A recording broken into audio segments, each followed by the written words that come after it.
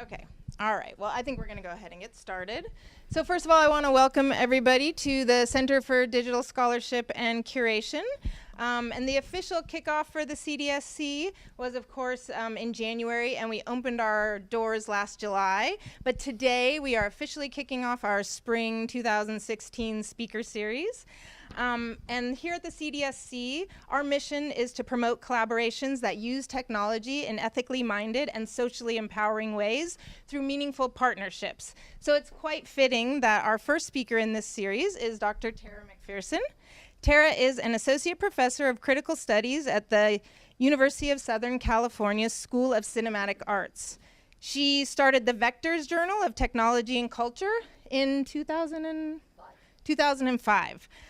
Which was one of the first journals to advocate for multimodal publications across disciplines. And she's one of the creators of the Scalar platform, which is a great authoring and publication tool that really widens the net for entry into academic publication. And if any of you are interested in Scalar, Tara and Craig will be doing a 3-hour workshop tomorrow here, starting at 9 a.m. to 12, so you can sign up online for that. So Tara's work within the digital humanities has been foundational, and I don't think that's really hyperbole. Tara's work is cited nationally, internationally. Her articles, public work, and digital projects all seek to bring critical theory issues of race, class, and gender to the forefront. She's truly a bridge builder. She brings people together across disciplines and from varied communities. And beyond all of that, I mean, Tara's academic credentials speak for themselves, but on a personal note, Tara's one of the most generous people I know. She is a fantastic human being. So I want to say that I met Tara in 2003. We were reminiscing over brunch that I guess we met when we were 20, so that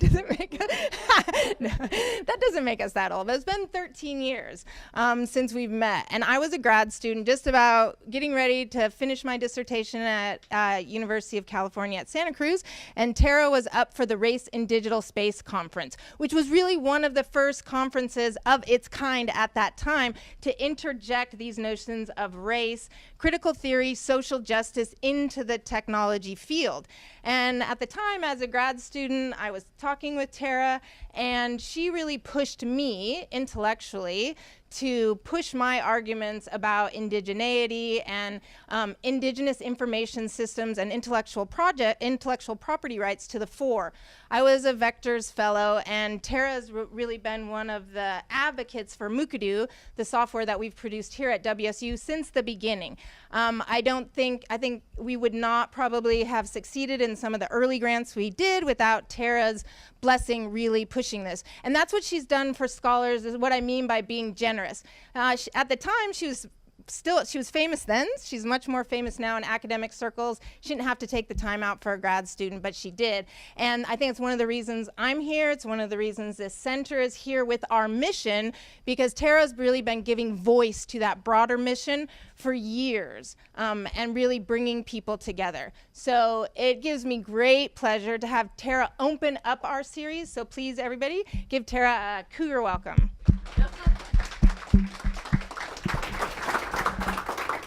Thank you, Kim. It's been a delight to see the direction you've taken your work over the years. I'm going to talk a little bit about it today.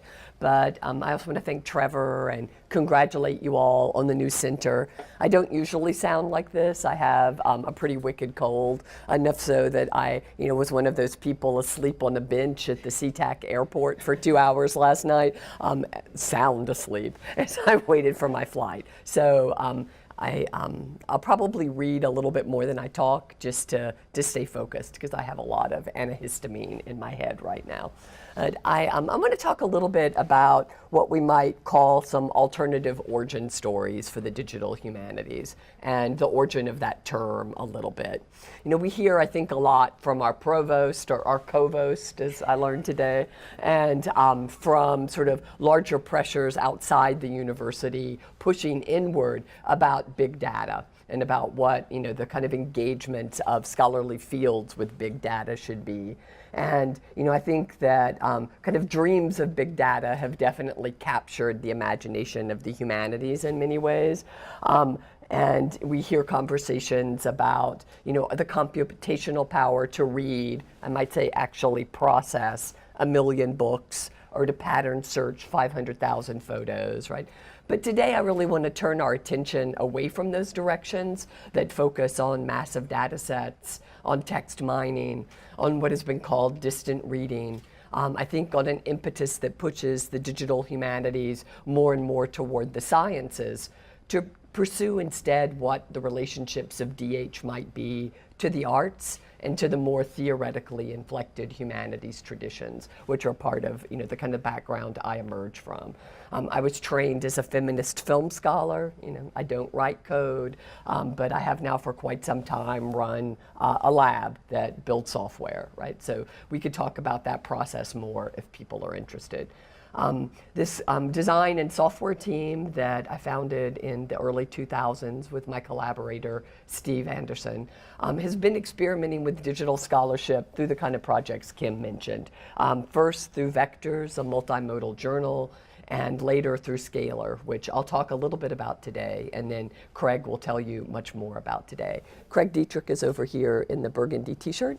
Craig is one of a core team of collaborators I've been fortunate to work with for more than a dozen years now. So the story of the work that we've done with the Vectors Lab really runs alongside and only sometimes intersects with a larger story about computation in the humanities. A story that's really, depending on how you spin it, 60 years old now, right? And a narrative that's often told as the story of the digital humanities. Really, it was the computational humanities for many years, and the digital humanities emerges much more recently, right?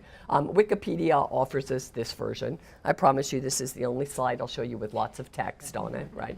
But there are various origin stories competing now to kind of explain what the digital humanities might be. And many of those stories focus very heavily on things like text encoding. And that's sort of reified here and in the slides or in Wikipedia's own definitions, as well as some early digitization projects like the Blake Archive that were incredibly important. And the origin for the digital humanities is debated very fiercely on a listserv called Humanist. A debate spanned a summer where people, argued in intricate detail with evidence about, where the term really emerges. I'm not really that interested in exactly where it emerged. And I think many of us could agree that it came into widespread usage following the publication in 2004 of this companion to the digital humanities, edited by Susan Schreibman, Ray Siemens, and John Unsworth. It's now come out in a second edition. It's a kind of touchstone book for the digital humanities. It even begins with a preface by Father Bozell as the kind of patron saint of a particular version of the digital humanities. And the book does include brief sections on multimedia and performing arts, but really its focus, in its own words, is on a half century of textually focused computing. And that's an important story to tell. It's been told in a lot of different venues, but it's not the story that brought the folks who collaborate in our lab together. I think an alternate origin story for the digital humanities might not begin with experiments in text markup and text processing, emerging out of word processing as one of the first consumer applications of computational technology, but instead with the audio, visual, and expressive capacities of screen culture. So during the same time period that Father Bozell was working with IBM to produce concordances and mark up text, the collaborative arts group EAT, which stood for Experiments in Arts and Technology, brought together a very heady mix of Bell Labs engineers, artists, and others to test the sensory capacities of new media. So in the 60s, this group of scientists and artists were very interested in exploring how you might be immersed in media among multiple sensory registers, right? And they were very interested in multi-screen display, actually things that feel quite contemporary now, as places like Sundance, once again hype VR and augmented reality as, the next big thing. I teach in a school that, invest very heavily in screen cultures, right? And these screen cultures parallel that textually focused history of digital computing. that we've heard a lot about in the digital humanities. So rather than plumb the possibility of text, what these collaborations really did was explore liveness, intimacy, how you might be engaged and immersed in media in more fully embodied ways, right? While also producing technologically rich aesthetic and visual experiences. So there's a lot of emphasis on multi-screen installations. And the mid-20th century witnessed at the same time the launch of SIGGRAPH, which is a large computing organization focused on virtual graphics, right? And that has had a kind of parallel history to textually focused computing all along. So there are really these strands of computing, both commercially and academically, that run side by side, that I think lately we've seen come together. So in Los Angeles in the 60s and 70s, the Eames Office explored really expressive capacities for visual information. Do people know who Charles and Ray Eames are? They're best known as architects and furniture designers. So they created really ubiquitous plastic chairs that you could now buy from Design Within Reach for much more than they sold as mass market items for in the 50s and 60s. And they also designed one of the original case studies houses in California, which was a house that's all about windows, right? But they quickly kind of moved from their architecture and furniture design career to deep investigation of visual information. So I think we might see them emerging, at the same era as Mad Men, right? As folks who were really trying to think about how you communicate visually with multiple screens and multiple senses. In 1959, at the World's Fair in Moscow, they portrayed glimpses of the USA, which was an immersive dome experience with multiple slide screens that you entered into and were kind of bombarded with image and sound, right? And then they worked quite extensively with corporate clients like IBM. And they did several sort of landmark installations at IBM's flagship shop in Manhattan. And this is one from that. This is called A Computer Perspective. It's an early history of computation. And this timeline is three-dimensional, right? So if you stand statically in front of it, you can't see everything that's there. You actually have to move your body around to kind of see the layers that are embedded in this kind of 3D wall. And they were in a very interesting way early on, were interested in multi-pathed museum exhibitions, really thinking about new ways you could make information relevant and meaningful. And their interest in computation went beyond these kind of historical explorations toward really complex methods for visualizing abstract information. So they, with the architect Saarinen, proposed in the early 70s that UCLA institute a series of multi-sensory classrooms that would include sound, image, text, as well as smells. They had a whole idea that smells could be piped in, that those might produce different possibilities for learning. And they were interested really in the form of information delivery in ways that I think really predict the intermedial constructs of the web that we're very familiar with today. So I would argue this is an early form of hypertext. And the way in which the physical space was realized for this museum exhibit allowed multiple branched pathways that intersected each other in almost like a choose-your-own-adventure game for a museum space. They were very interested in how the presentation of visual and audio material impacted its ability to impart meaning. And they were very interested in notions of things like speed, scale, juxtaposition, and visualization, all things I think we continue to explore today. They're best known, probably outside of their architecture work, for this film Powers of 10, which if you're over 35, you probably saw in a classroom growing up. It's a film that uncannily predicts the deliriously compelling effect of Google Maps zoom by allowing you to zoom from a couple on a beach out into space by powers of 10, and then zoom back into the body to the kind of cellular level to illustrate how powers of 10 might be made relevant. They also made one of the first computer games for the San Francisco Federal Reserve Bank. Their image collection at the Library of Congress comprises about 4% of the images in that collection, which is mind-blowing, right? So they used slides very much like we now might use PowerPoint, right? They reused the same slides, they recombined them. I would say they were doing the public humanities circa 1970 in some very compelling ways. So from to the Eames Office, we could see that computation has always been deeply intertwined with visuality, with aesthetics, and with the sensory, even if we tend to privilege text in its processing.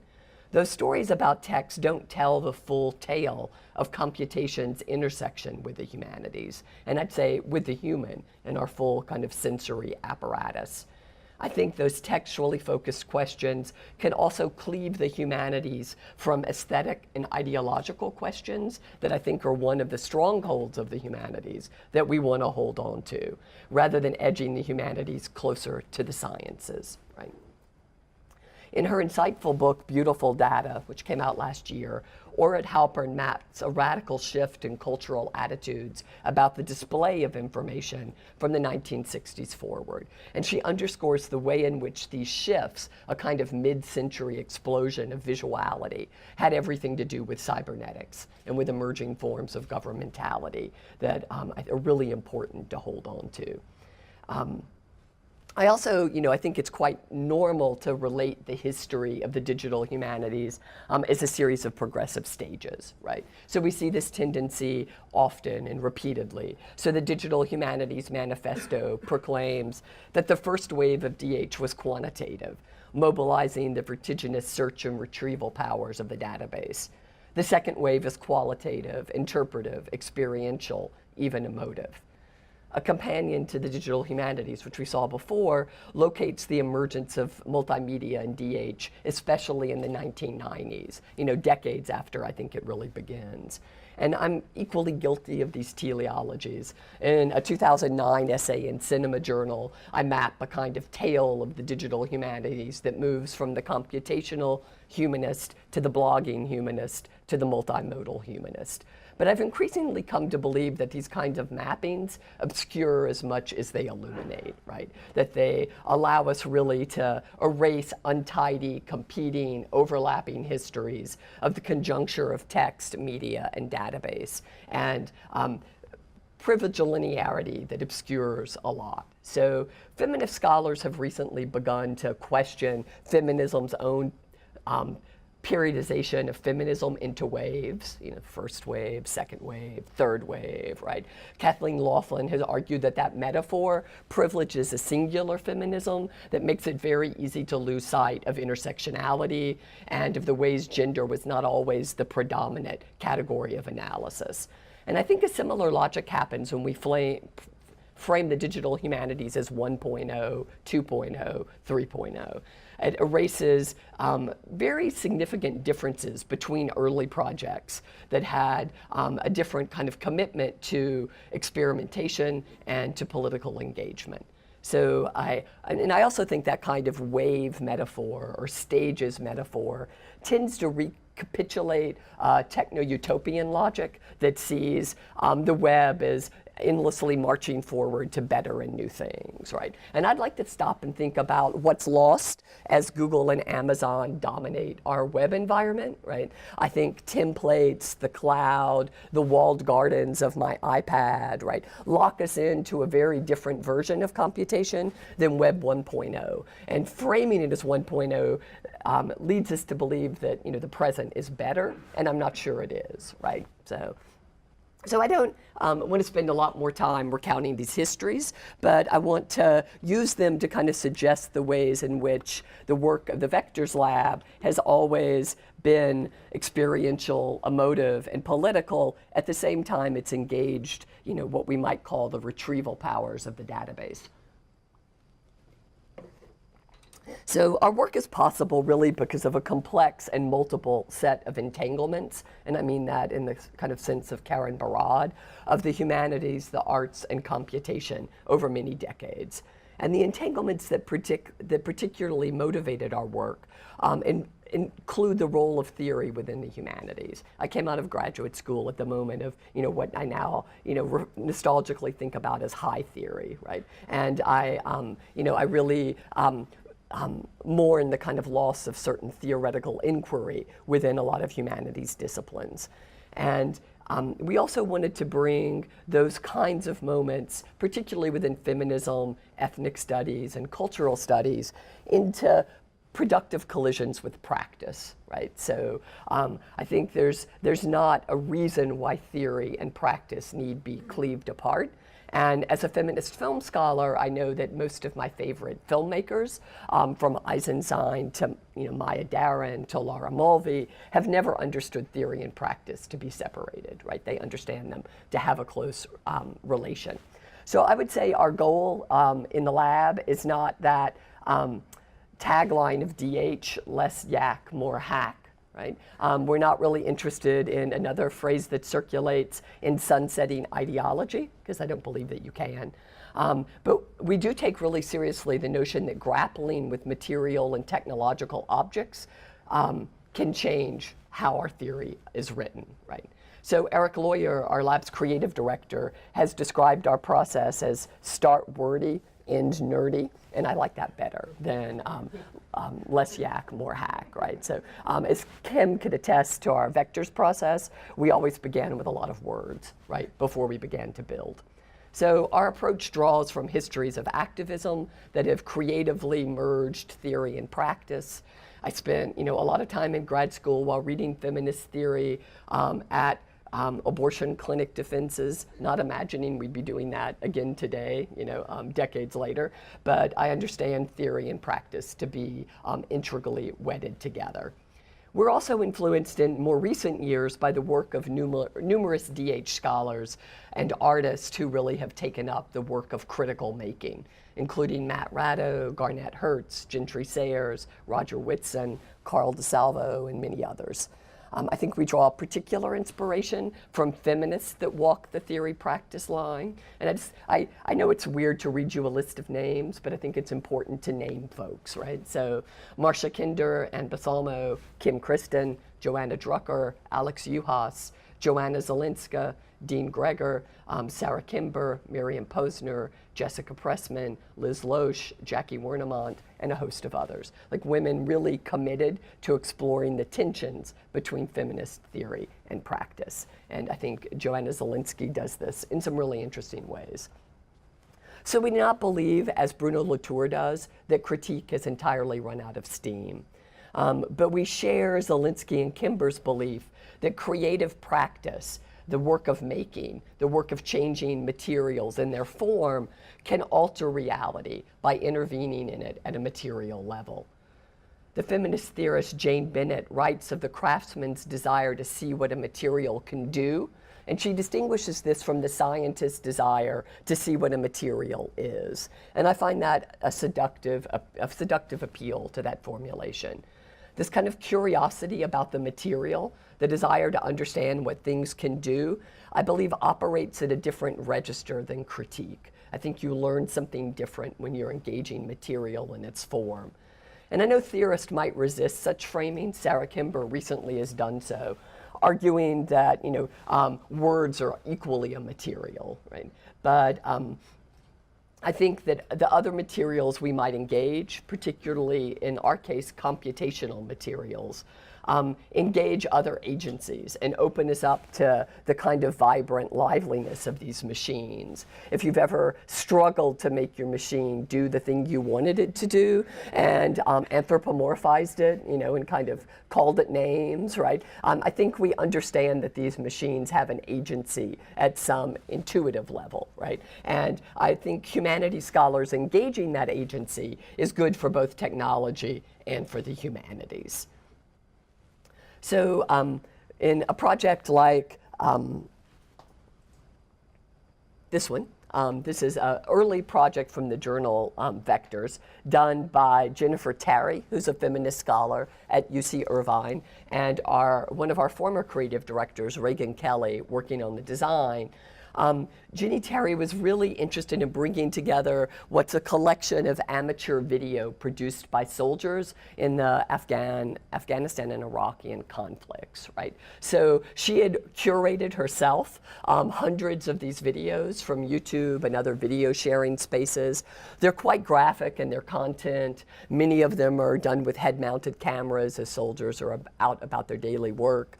Some are very banal, and then they erupt into a kind of non-banality in the most visceral of ways, right?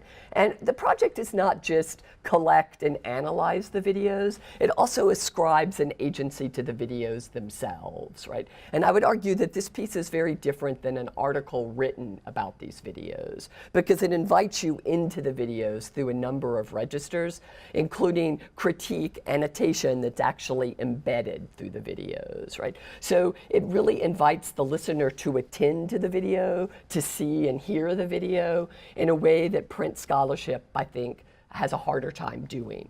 So the videos matter here, like in every sense of that word, both by having relevance but also being matter, as records of embodied visuality in the time of warfare.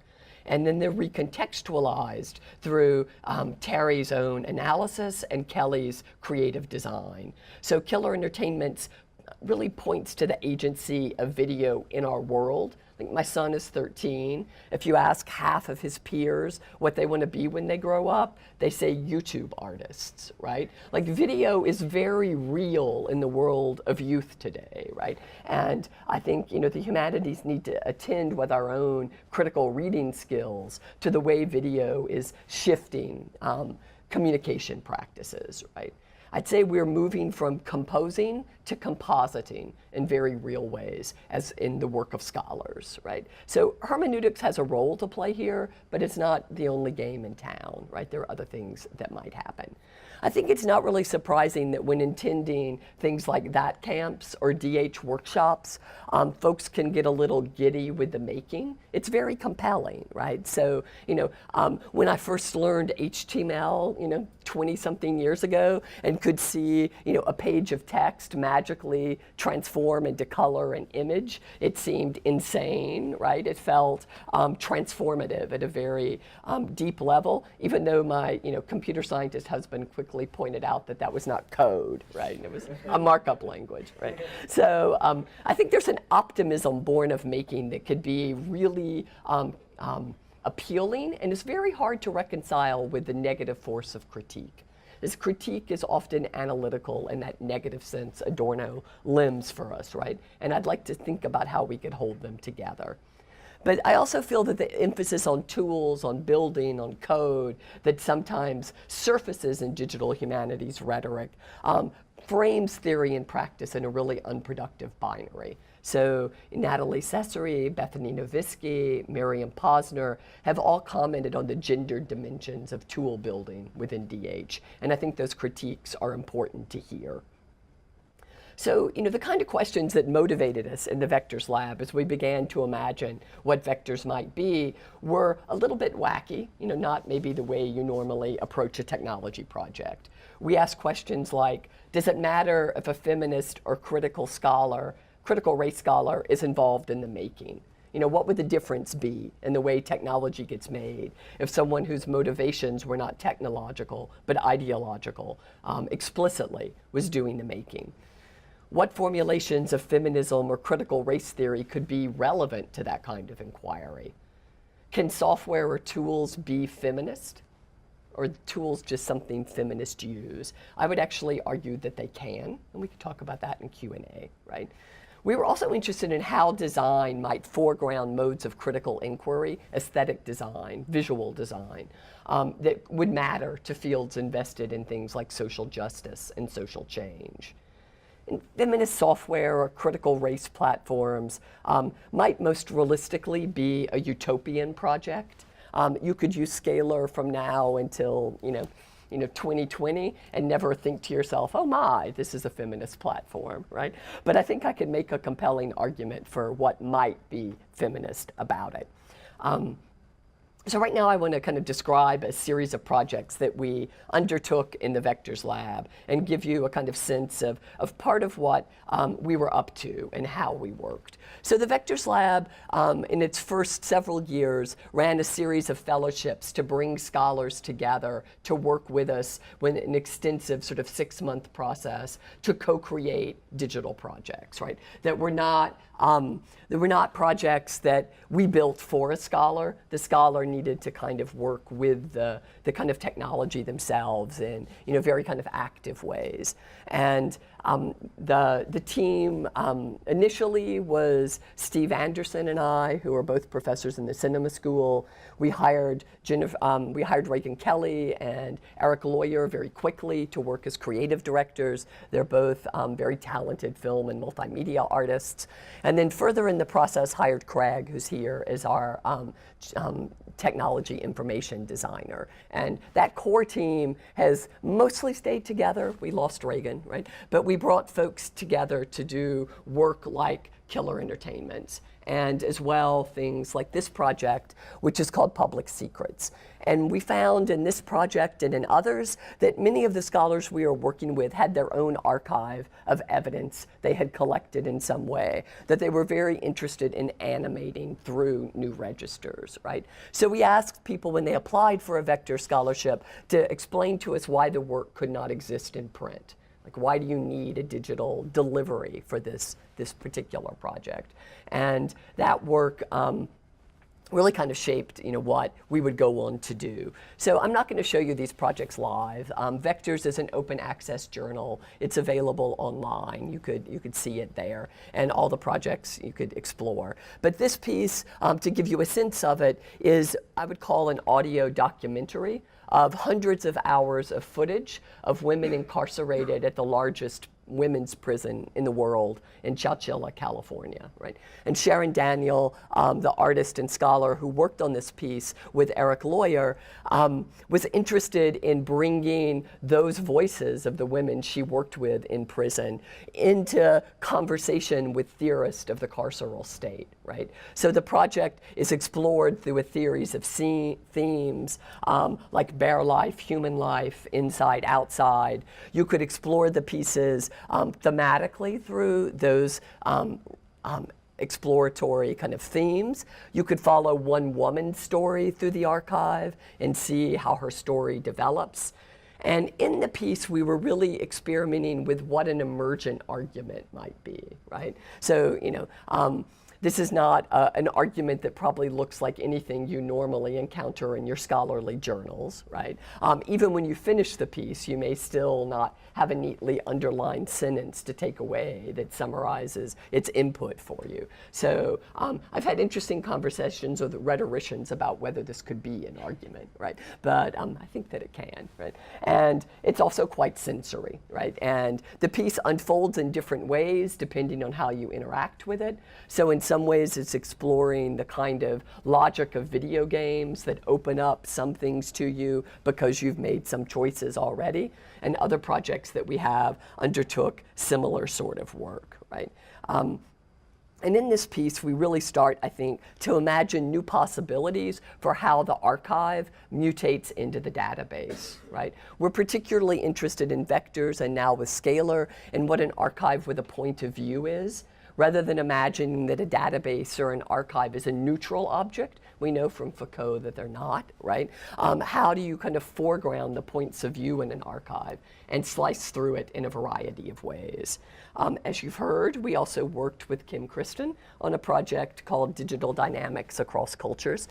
She worked with Alex Siglia and Chris Cooney on this piece, and really, this was an important project for us to begin to understand a kind of number of things that we might carry through in our work as we went forward. How you might allow access to archives in multiple registers, how you would resist the kind of imperial notion that information should be free, right? But also issues around design and cultural sensitivity and what a kind of ethics of practice might look like. So in this piece, Kim really activates a series of film materials that she collected during her doctoral research, and imagines not, much like Sharon, not a documentary that will tell you the truth about these subjects, but a documentary that will ask you to ask questions about your own assumptions about these subjects, right? So the piece, in very interesting ways, forbids access to certain information for a presumed viewer who is white, who wants access to knowledge of others in ways that reproduce colonial dynamics. And then also does the work of explaining some of this work of why there's certain protocols that are important to indigenous populations that don't neatly line up with Western kind of libertarian notions of access to all information all the time, right? And we've been delighted to kind of watch Kim's work grow and see the ways that it might move. Kim, like me, was trained in fairly obscure post-structuralist theory, right? And I take some kind of really perverse delight out of the fact that, we now build tools, right? Because we, by no stretch of the imagination should we, our career path was not meant to take us, into these environments. But I think that makes it, all the more important that we should be in them, right? So I think, Kim's piece for vectors and her later work helps us think about things like speculative cartography that pushes back against Western spatial practices, but also think about the role of place in terms of memory, kinship, mobility, right? And really resist a kind of open-closed binary that drives, so much work. A couple of other quick vectors projects, just to give you a sense of what they are. This is a more recent piece by Emily Thompson that embeds sound file or letters of noise complaints in Manhattan. Has anybody been to Manhattan? It's very noisy, right? People were worried about that noise even in the 1930s, right? So they created a commission where you could write letters of complaint to the commission, and these letters are all saved, right? So this piece allows you to, it geolocates the letters and various sound files, and this piece has been wildly popular. We were kind of surprised. It's been on NPR stations and public media all over the world. And this is a very different kind of vectors project by Trevor Paglen, who was also a grad student when we worked with him in cultural geography at Berkeley. He finished his PhD but has foregone academic career to be an artist. He has quite compelling artistic work. When he came to our, were you at the same vectors workshop with Trevor? Yeah. We thought he was maybe crazy, right? Because he came to us and we're like, this guy's either brilliant or insane, right? He came to us talking about a whole secret world of planes that we didn't know anything about, that plane spotters knew about, and that the military was using for devious purposes, right? And of course, now we all know this is true, right? We know about the Janet rendition planes that flew prisoners through U.S. airspace, right? But Trevor was early on that tip, right? And what this piece did, it ran live for a couple of years. It's not live in vectors anymore. It's just archived now. But it actually allowed you to track those planes in real time, right? Because they had to have flight numbers, even if they weren't supposed to exist, to be registered with, the kind of flight tracking systems. So we thought maybe we would get arrested after this, but nobody really cared, right? So now it might be more controversial. But as we did this work the work on vectors was an enormous gift. We were well funded. It allowed us to really think about questions like form in relation to content. Like, how do you build an argument in the best possible form that it might be built in? Could you make an argument that was as immersive as a film, or that gave you the choices of a video game, right? And each vectors piece is a loving one-off, right? So librarians hate tolerate that, right? Because they don't scale well, right? They're intricately constructed for the project at hand. That also makes them harder to read. Going into vectors is more like going into an art gallery, right? And each project demands you give it a slow reading practice to learn its own forms, right? And that drove scholars crazy, right? Because they were never sure if they were done, right? It's like, I'm not sure I got it all, right? There are no footnotes, right? So the process of working on vectors taught us a lot about what we could do next, what we did wrong, and what would motivate the next round of work that we undertook. So several years ago, with colleagues from around the country, we founded the Alliance for Networking Visual Culture, which is really trying to think about the workflow process for scholarship from the digital archive to the press. And those are the kinds of partners we brought together. Here's just like a quick kind of look at some of our team at USC, which is, you know, pretty expansive. And our partners, this list is a little outdated now, but we worked with archives who had materials we wanted to work with university presses that could publish the work as it was done, and with a series of humanities centers around the country, not really digital humanities centers, but humanities centers, to start to kind of embed this workflow into different spaces. We've done quite a bit of work with University of Washington through the Simpson Center there. That's probably the closest university to here. And at the center of that kind of alliance process of kind of human infrastructure we're building is a technological infrastructure really kind of spearheaded and conceptualized by Craig, who will talk to you much more tomorrow about Scalar. Scalar is in, you know, its kind of easiest form, an online authoring platform, but it has a lot of kind of unique components. It took lessons from all the ways we built vectors wrong, like using Flash and, you know, all sorts of things that, you know, would, you know, made the librarians we then started to work with pull out their hair, right, to think about how we might scale the work of vectors in a new way. So Scalar, you know, thought carefully about things like standards. Craig will probably talk to you tomorrow about how elegantly Scalar deals with questions of context for digital materials. You know, Craig also pioneered a very wacky usage of semantic web technology in Scalar's core design. And Scalar was built, you know, Eric came up with the name, and it's a mathematical pun because a scalar is a force which multiplies vectors, right? And Scalar was meant to help us scale the process we had at vectors so that not everybody would have to reinvent the wheel every time they wanted to build a project. It does have an open API, which means projects in Scalar could look a lot like vectors projects, and I'll talk a little bit about that. Craig will tell you about this tomorrow. This is Scalar connects natively to several archives, and this is the next stage, Tensor, in that set of connections. So to end, I'll just really quickly run through a few uses of Scalar to give you a sense of how people have implemented it. This is a digital extension to a print book published by the University of California Press by Matt Delmont, who's worked with us several times.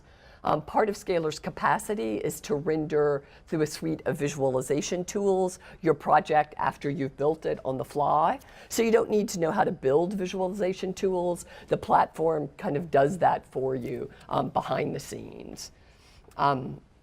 Diana Taylor and the Hemispheric Institute have been one of our core set of partners from the beginning, and they've just now launched a series of publications that are born digital with Duke University Press. Those went live a couple of weeks ago. We worked with the College Art Association to create an online digital exhibit review. This is an exhibit of Bernini from Fort Worth, Texas, but it allows you to explore the exhibit in multi-sensory registers. We've partnered with a number of academic journals like American Literature, and in this case, TDR, to do multimodal publication with journals. We've been pleasantly surprised and delighted by the uptake of Scalar for classrooms. And this is a FemTechNet project using Scalar to build out a pedagogy workbook. Scalar has about 10,000 users now across our different builds. This project we just learned about last week from a tweet Craig saw. It's a pedagogical project out of Penn that asked freshmen collaboratively over the fall to explore the archival documents around a ship's journey that Penn has in its special collections and build out from their own interest a number of ways to explore that evidence, right? So the project is quite robust. It includes a lot of embedded timelines and maps that the new version of Scalar works really nicely with. And it's been written about by the professor who spearheaded it. It's a really interesting way of thinking about collaborative authorship in the classroom. Jackie Wernemont led a team at the Claremont colleges to build this project, which is, again, exploring that tension between argument and archive. So this project pulls together thousands of artifacts from the photographer Edward Curtis from 8 different archives, aggregating them together. And you could explore the project solely through the archive, just looking at the materials. But you could also explore it through a number of narrative pathways that slice through and mobilize that archive in different ways. Eric Lawyer has collaborated with the artist Evan Bozell to do a number of projects that take advantage of Scalar's front end, our custom API. This project is free online. It's a sonic exploration of Martin Luther King's historic I Have a Dream speech that contextualizes the speech away from the sanitized image that circulates of King today into a much broader historical context. They also worked together on the Knotted Line, which is a project with a very tactile vector-y front end that allows you through a non-linear timeline to explore the tensions between freedom and incarceration in California. And you could click into the project and be in a more conventional sort of workbook that's now being used in a lot of after-school programs in California. Our Vectors has been fallow for a while as we've been building Scalar, and it's about to relaunch with, satisfyingly, a number of projects built in Scalar for the next issue. So this is a project by Nicole Staroskowski that is a digital exploration of the content from her really excellent book, Exploring Undersea Cables. Misha Cardenas, who's now one of your Washingtonian colleagues, she teaches at Bozell, at the Bozell campus now, finished her PhD at USC last year. And this is a non-linear text-based video game with video that allows you to explore the kind of perilous nature of border crossings as a trans subject. And these kinds of projects have really exploded how we teach at USC, right? So we now have a practice-based PhD program. This project is not done in Scalar, but it's a project that really wants to understand new forms of narrative. It's quite beautifully created. It's available through the App Store, and it's a novel that's also a film, right? And if you're interested in experimental writing, I'd encourage you to look at it, right? So I'm going to stop there with sort of thoughts about where teaching might go in the future, and maybe we could talk more about that in Q&A.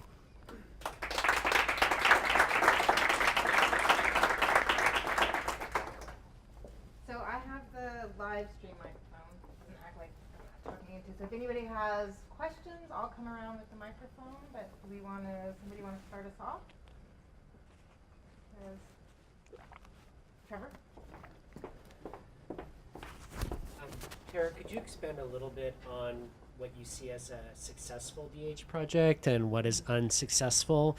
And then also maybe comment a little bit on the notion of sustainability. Like, I really appreciate your pokes at librarians about going crazy over sustainability issues. Right? It is an issue, but I think it can cut both ways. Sometimes it can really limit what libraries can do sometimes, but it is really a part of the ethos of the profession to keep things up and running for a long duration. I don't want to be the spokesperson for what a successful DH project should be, right? I think there are many flavors of DH projects, like many of those text encoding projects, which I have enormous respect for. It's just not what we do, right? I think For me, ideally, the digital humanities would seek to strike a balance between experimentation and sustainability, right? Because I think there's a kind of force of sustainability that can lead you to not risk experimentation, right? Because if sustainability is your first benchmark, there's certain things you're not going to try, right? Because you don't know what the outcome would be in terms of sustainability. So I think there's a really productive friction between experimentation and sustainability, right? So I'm fairly convinced by Joanna Drucker's notion of sort of speculative digital humanities, but I also want us to build things that will persist and last, right? So some of what's on vectors you can no longer access because it was built in particular platforms that both sealed that information off and didn't play well into the future. So Craig spent a lot of time with Scalar thinking about, how you might export data from it, how it would play forward, right? And we learned a lot of those concerns through conversations with folks like Cliff Lynch at the Coalition for Networked Information and a lot of really generous librarians. So I did not mean those to be pokes at librarians. I meant them to be pokes at us, right? Like librarians helping us think better, right? But I also don't think we would have thought through some of the ways you might mobilize an archive if we hadn't been engaged in a period of sort of wild experimentation at the beginning, right? So I'd want to kind of hold them together. I had here at the end a set of questions, that I think DH folks might ask themselves, like, is this really the format that scholarship should best be in now, right? I'm interested in the ways that video communicates differently, right? I'm interested in these relationships of form to content, and I think archives, as they're digitized, offer up a way to really begin to explore those in some incredibly interesting ways, right? I'm also interested in how the digital might not just push toward distant reading, but I think the digital is a beautiful space for close reading, right? So I'm a film professor, right? It's very hard to get students to attend to the visuality of film when they begin to do film analysis, right? There's a reason we study the films and not the scripts, right? But the students tend to begin with plot summary, right? And this is even true of literary analysis, right? Getting students to push into a deeper mode of critique and forcing students to annotate video could get them to kind of attend to what they're seeing, a little bit differently. So, in the projects we're working on, I'm very interested in how the digital amplifies close reading. I also, I feel like we've digitized many archives now. We have a lot of material to work with. Most of those archives are siloed from each other and they can't interoperate. Even something like DPLA aggregates them in ways that make it hard to really work with the material, right, in different kinds of front ends, right, because they're relying on the legacy systems of the archives they're aggregating, right? So, I think the future opens up possibilities for scholarly analysis not to be cleaved from the object, right? So is anybody here a humanities scholar who works in archives? It's nobody, right? Typically we go into the archive and we put on our white gloves and we, deliciously paw through the boxes, right? And then we hope nobody touches those boxes until our book comes out, right? And if we're thoughtful, we might remember to send, our book or our article back to the archive. We're usually nice, so we acknowledge them in our acknowledgments, right? But that analytical interpretive work that we've done is now cleaved from the object which inspired it, right? And anyone who comes to that object later may never find that analysis, right? So I think there's a technological future we might help build that allows those parts to flow back to each other, right? For academic analysis to have a more generous relationship to its archival object. And I suspect Craig will talk a little bit more about this tomorrow. But in the past, I've described scholars' relationship to the archive as vampiric, right? Like we suck stuff out and don't give back, right? So I'll stop there.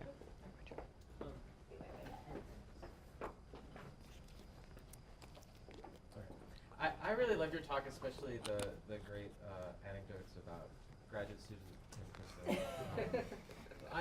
It made me wonder, about the role of a journal like Vectors in issues like mentorship of young scholars, because there were a lot of really inspiring projects here. But if you're talking about graduate students who really need to deal with, getting a job or those types of issues, what's the role of a scholar or sort of multimedia journal like Vectors or Scalar itself in sort of like giving people a way to do that kind of work? Yeah. I think we're in a very sort of treacherous moment right now in terms of young scholars and digital media, digital scholarship, right? So our IMAP program requires our students to make objects, right? So it from the get-go is a practice theory program, and part of the dissertations are made objects, right? So there have been several Scalar dissertations, but many other things as well. So there's a support for that, built into the kind of curriculum and the faculty mentoring. Those students have been very successful at getting jobs, but where I worry about them is their tenure committee, 5 years down the road, right? Because they're very sexy and new right now, these folks who could speak the language of criticality, theory, practice.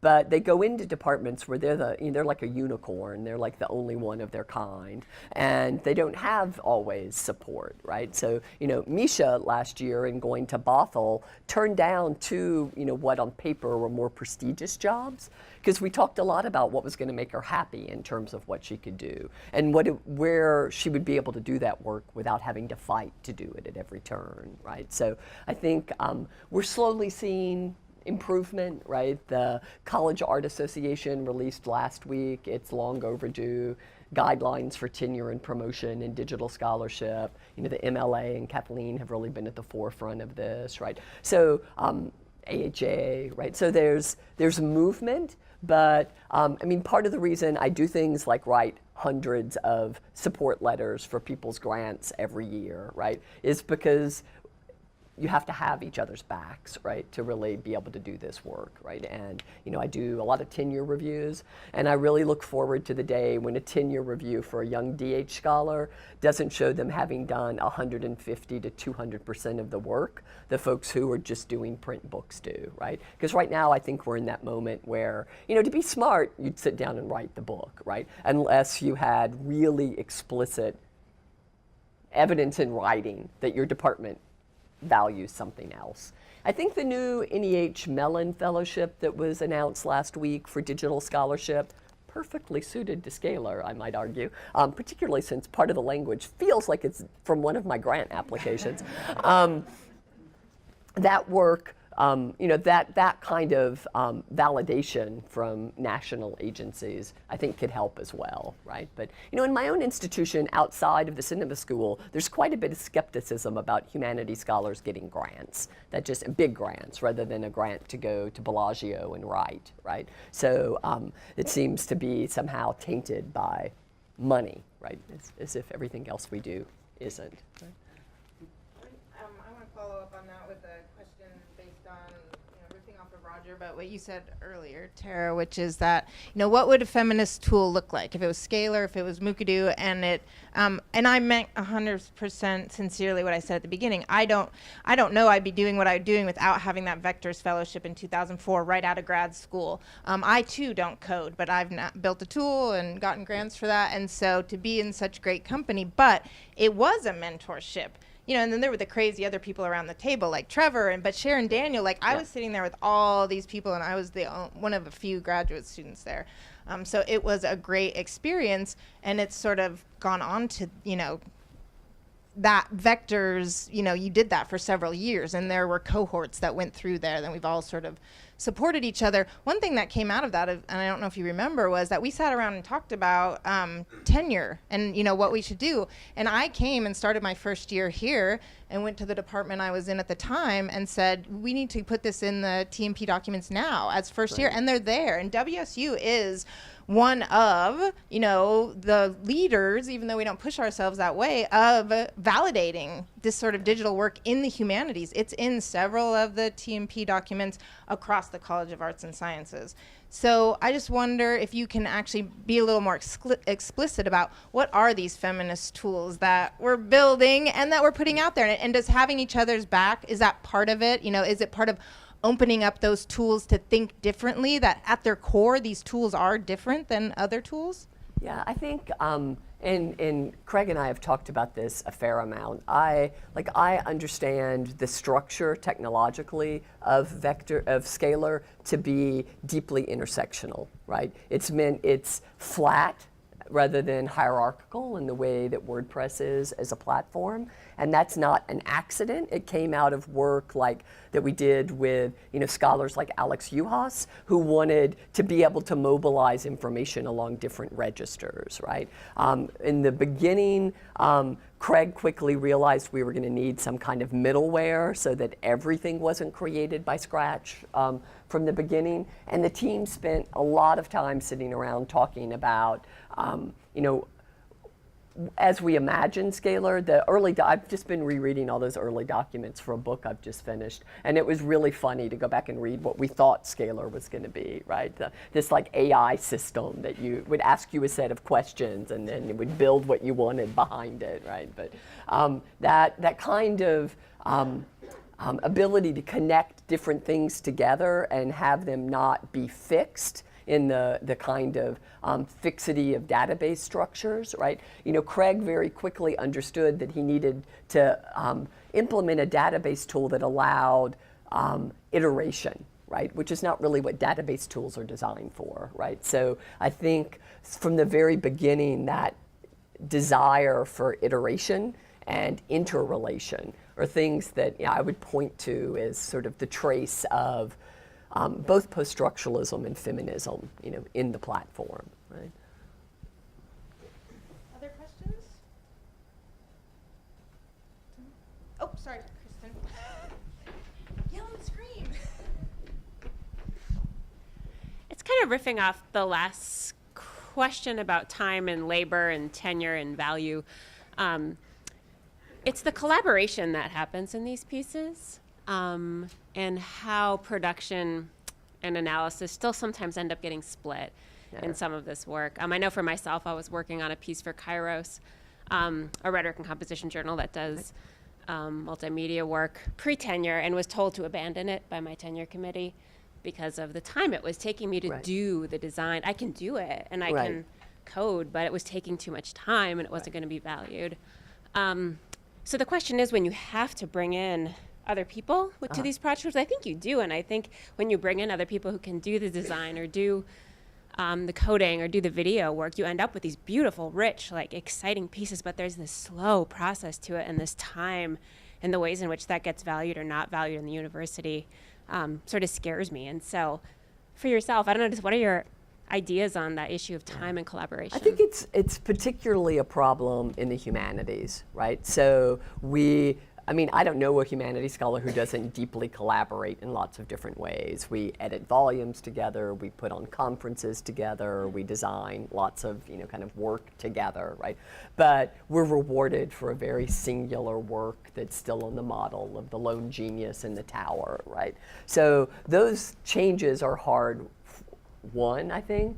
I'm in a cinema school, so, films don't get made by single people, right? Big films get made by hundreds of people, right? My husband's at DreamWorks. They get made by thousands of people, right? So, and I believe that the work of theory is enriched through practice, right? So the way I came to feminist theory was from feminist activism, right? And I can't separate those in my head.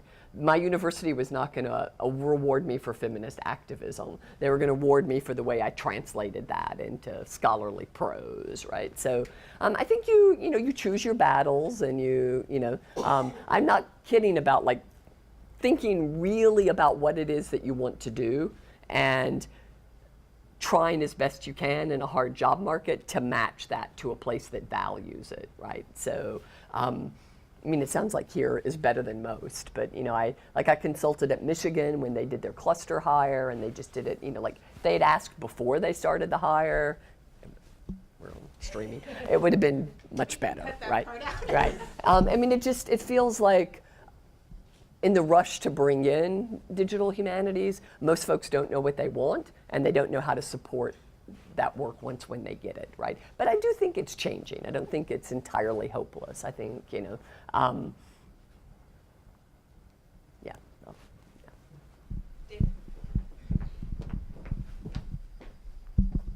Thanks.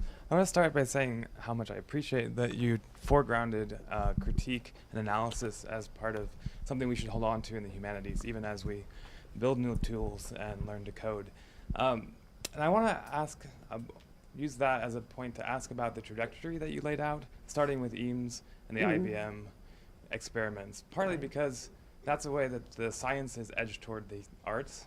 It seemed like the sciences were moving into the arts and the humanities rather than the other way around. But also because of the way that became a very important pivot point for the way we access or interface with information. Yeah.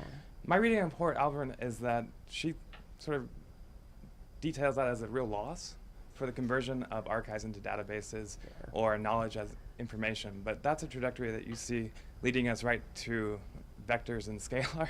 And that surprised me a little bit because I see Scalar as a tool that, again, takes us back to organizing information as knowledge, organizing interfaces for media as a way of appreciating archives. I mean, the way that you partner with archives suggests that you really appreciate that, not just as a database for searching for information, but as a way for organizing and thinking about building knowledge. So I'm curious about that historical trajectory and especially about the historical examples of Eames and IBM as something that we want to bring into the future. Yeah. And Orrit argues, and I've written about the Eames elsewhere, that they're incredibly complicit with a kind of move toward a neoliberal kind of governmentality, right? What they basically do is make, through a series of exhibits they did, but also their film work, the kind of idea of the multimodal and computation palatable, right? And they're not about critique, right? They're the kind of conversant, part of what's happening in their slideshows.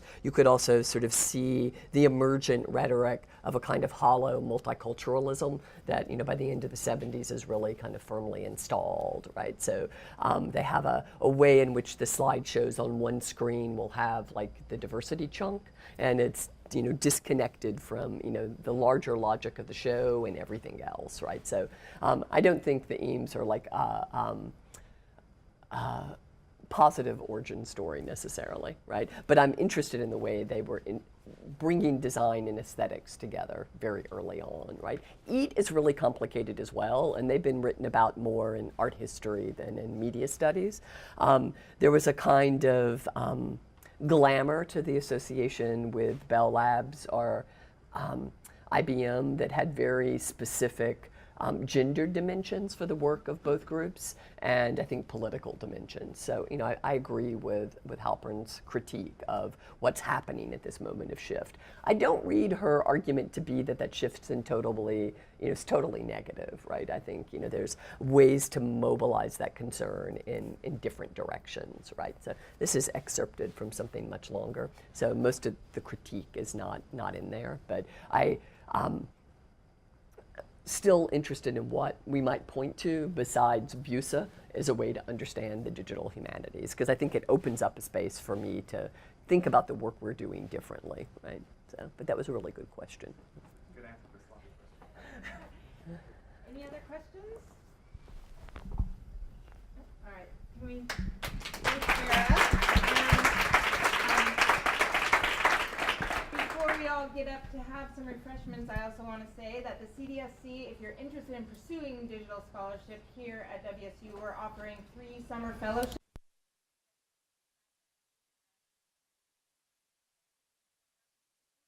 Us here at CDSC, and one of the platforms that we'll be supporting is Scalar. And I also have to say that Craig, as a graduate student, wrote the first code for McAdoo as well. So Craig's a rock star. He will be showing us how to use Scalar tomorrow. But please do pick up information about the fellowships. And also we have another flyer over there about the rest of our spring series. So thank you to Tara, though, for kicking us off in such a lovely way.